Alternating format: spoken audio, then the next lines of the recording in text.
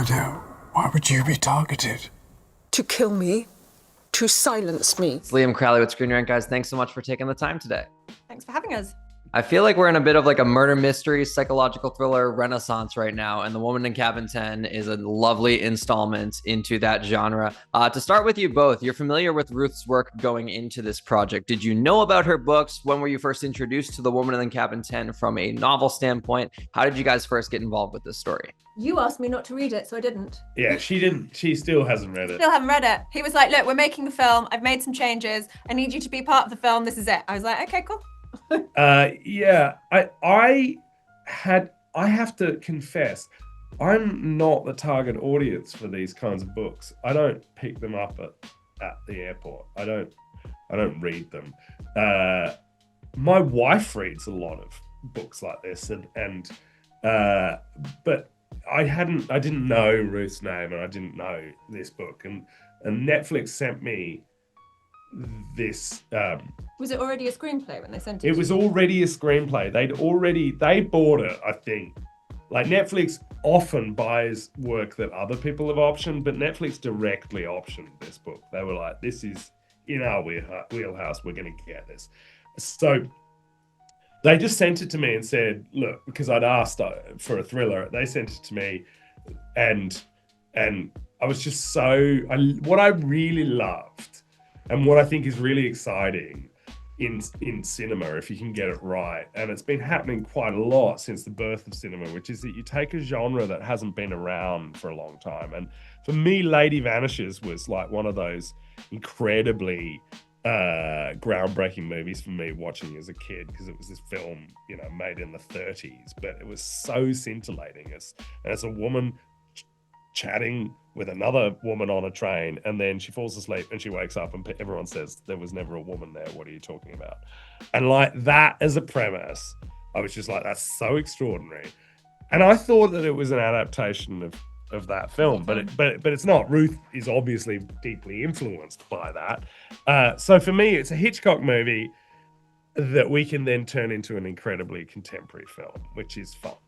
That's an incredible sales pitch. We need to put that on the poster. Keira, if you'll stay with me here on this question, I took a psychology class in college my sophomore year. And one of the things they showed us was this experiment where there were a bunch of people in a waiting room and they would sound a buzzer, and all the people that were in on the experiment would stand, and the one person that wasn't would just stay sitting. By the third buzzer, that person also started standing. They didn't know why. They were just kind of going along with the vibe. With Lo, I feel like everyone on this ship is telling her, this person doesn't exist. There's no one in cabin 10. You're crazy. We're gaslighting you. How does she stay focused? How does she still see it through? What about her personality makes her not be convinced by the majority? She's a dog with a bone. I mean, and I think that's what a good journalist is, right? A good journalist is a dog with a bone, and she knows that it's true. And then she keeps on finding little bits that are telling her it's true, and she's not gonna cow down to anyone. I'd like to say 100% be the person after the third buzzer that stands up. I'd be like, I'm so sorry, I completely got that wrong. And I think that's what I loved about the character, is that she absolutely doesn't. She's like, something has happened, and I'm going to prove it, and I'm going to figure this out. And she just goes and she goes and she goes.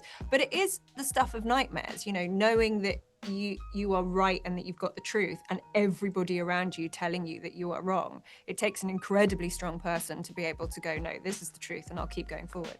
I also feel as if she goes, I'm going to deal with all of the psychological hurt and the ostracization and the outsiderness that I have received on this boat in therapy in 6 months' time, but right now I need to focus on telling the truth. But yeah, like, clearly that must be like, that's a bludgeoning of your ego that's going on there, of like, everyone is telling you you're making everything worse, and as you say, that's a nightmare. It's a nightmare.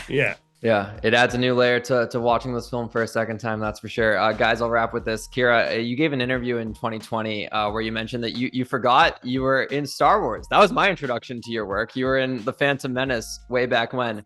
Yeah. Are you aware that like Sabé as a character, there's been so much lore that's been expanded about her? Like there are stories have been like fleshed out about this character.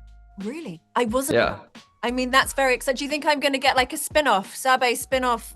That's what I wanted to ask you. Like, would you want to You explore that write character it. again? We'll go pitch it to is it Disney that do? Yeah, it's like Disney and Lucasfilm. Why Yeah. is Ryan Gosling getting the spin-off? I should be getting the spin. I'm going to phone Ryan and And- be like, dude, what happened to Sabé? And also, Natalie Portman could be in it.